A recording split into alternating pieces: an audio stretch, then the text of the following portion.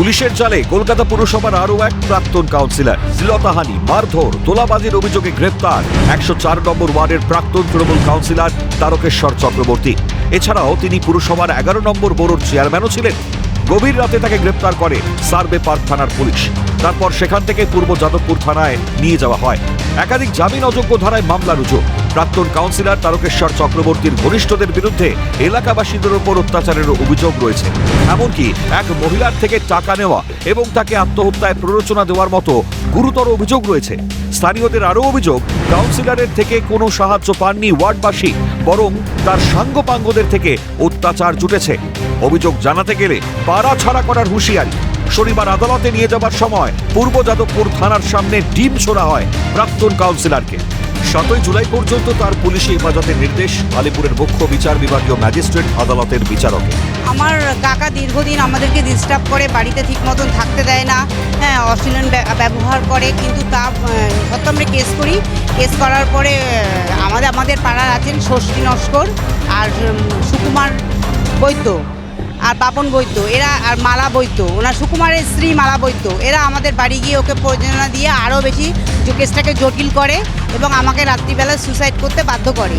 সুকুমার ষষ্ঠী আর রজত ঘোষ তৃণমূলের, এরা তৃণমূলের নেতা সব। হ্যাঁ, কাছের লোক খুব। রজত তারকেশ্বর চক্রবর্তীর খুব কাছের লোক। এবার নিজে থেকে আমি গাড়ি থেকে নামতে দেখেছি দীর্ঘদিন। কাউন্সিলরের যেটা মেন ধর্ম হয় যে সব মানুষের সাথে সমানভাবে ব্যবহার রাখবে, কিন্তু ওনার ব্যাপারটা হচ্ছে যার পকেট গরম, যার পকেটে টাকা আছে, যে একটু উচ্চ লেভেলের মানুষ, তার সাথে খুব ভালো ব্যবহার। কিন্তু যাদের অবস্থা নরম, হয়তো অনেক মানুষ আছে যারা মধ্যবিত্ত বা নিম্নবিত্তের মানুষ ওই ওয়ার্ডেই বসবাস করে, তাদের কোনো সমস্যা নিয়ে যদি তাদের কাছে যায়, তাদেরকে মুখ করবে, ভীষণভাবে গালিগালাজ করবে, করে বের করে দেবে। অরূপ বিশ্বাসের সিন্ডিকেটের লোক এই তারকেশ্বর চক্রবর্তী। রাজ্য থেকে রাজ্যের বাইরে 200 থেকে 300 কোটি টাকার সম্পত্তি আছে অভিযোগ বাসিন্দাদের। বেনামে তিনি এই সমস্ত রেখেছেন। তিনি হচ্ছে অরূপ বিশ্বাসের সিন্ডিকেটের লোক। মেন মাথা হচ্ছে অরূপ বিশ্বাস এবং অনন্যা ব্যানার্জি, এরা সবাই একই সিন্ডিকেটের লোক। হসপিটাল ইন্ডাস্ট্রি থেকে তোলাবাজি করেছে।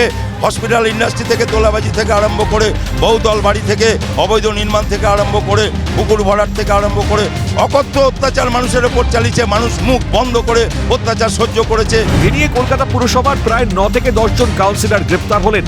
বিধানসভা নির্বাচনে রাজ্যের তৃণমূলের ভরাডুবির পর থেকেই পুরসভাগুলিতেও ভাঙন দেখা দিয়েছে। কলকাতার পুরো বোর্ডও ভেঙে দেওয়া হয়েছে। পদত্যাগ করেছেন মেয়র ফিরহাদ হাকিম।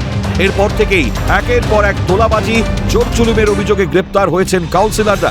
এবার সেই তালিকায় যোগ হলো তারকেশ্বর চক্রবর্তী। বিদায়ী কাউন্সিলর তারকনাথ চক্রবর্তী ইতিমধ্যে গ্রেফতার হয়েছেন এবং আজকে আমরা দেখতে পাচ্ছি যে মানুষের মধ্যে ক্ষোভ রয়েছে। সেই ডিম থেরাপি নিয়ে কিন্তু প্রস্তুত রয়েছেন বিক্ষুব্ধ মানুষ, যারা এখানকার স্থানীয় বাসিন্দা। দীর্ঘদিনে তাদের অভিযোগ রয়েছে, তোলাবাজি থেকে নিয়ে একাধিক অভিযোগ তার রয়েছে এবং অগণিত তার সম্পত্তি রয়েছে। সেই সম্পত্তি তিনি এখানে করেছেন। বিশেষ করে এই অঞ্চলে একটা বিভিন্ন যে হাসপাতাল রয়েছে, বেসরকারি হাসপাতাল, সেখান থেকেও তোলাবাজি করার অভিযোগ রয়েছে। ক্যামেরায় জনি মণ্ডল, সুপ্রিয় মল্লিকের সঙ্গে খালিদ জামাল ও অভিরূপা সাহার রিপোর্ট, ক্যালকাটা নিউজ।